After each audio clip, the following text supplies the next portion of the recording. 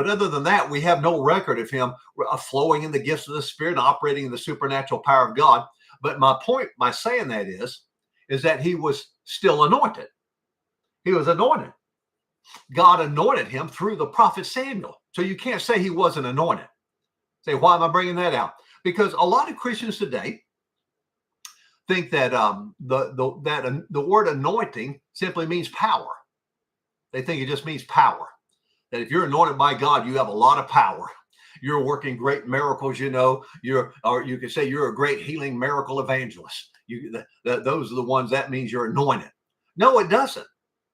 The word anoint itself means to rub, to smear, or to rub with oil. That's what the word anoint means. See, I think we've made that word anoint, and we only see it as a spiritual, supernatural word, but it's not. It's just a natural word. Anoint means to smear or rub with oil or to consecrate to an office. So, like I said before, if my wife and I were at the beach, my wife could look over at me and say, honey, here's the suntan lotion. Would you anoint my back with lotion? Normally, we don't talk that way. She'd probably say, can you rub some suntan lotion on my back? But she could say, would you anoint my back with suntan lotion? Because the word anoint means to smear or to rub with oil. I mean, it's a perfect definition for that.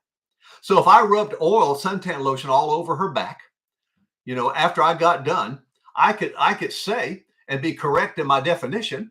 I could say, my wife is now anointed. My wife is now anointed. But to a lot of Christians, if I said that, they think I'm talking about something supernatural. I'm not. I'm just simply saying I have smeared oil all over her back. That's all I'm saying. So see, that's why when people say they're anointed, you need to ask the question, with what? What are you, or what are they anointed with? See, that's the question to ask. So see, I could actually say my wife was anointed with oil. But, that doesn't mean she's going to heal the sick and cast out demons and operate in the gifts of the Spirit now, because that suntan lotion doesn't have any power in it. But she was anointed. See the difference there? So I kind of hesitate, whenever you just say, well, boy, that guy's really anointed.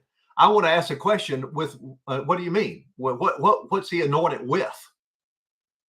See, again, lots of Christians just assume when you say a person is anointed, then they have a lot of power in their life. That's the assumption that most Christians apply to that. But that's not what the word anoint means. The word anoint means to smear and to rub with oil. It means to consecrate to an office. So when King Saul was anointed